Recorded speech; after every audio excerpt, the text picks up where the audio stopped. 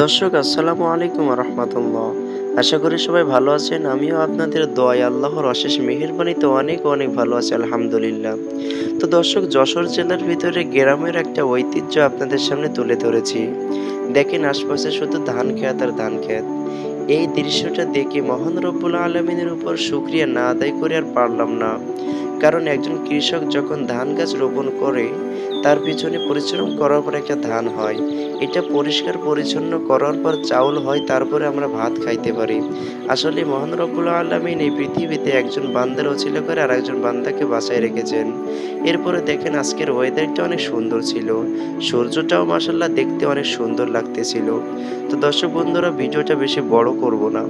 যদি ভিডিওটা একটু ভালো লেগে থাকে দয়া করে ভিডিওটাতে ফলো করে আমাদের পাশে থাকবেন এবং লাইক কমেন্ট শেয়ার করে অন্য ভাইদেরকে দেখার সুযোগ করে দিবেন। সবাই ভালো থাকবেন, সুস্থ থাকবেন। ধন্যবাদ।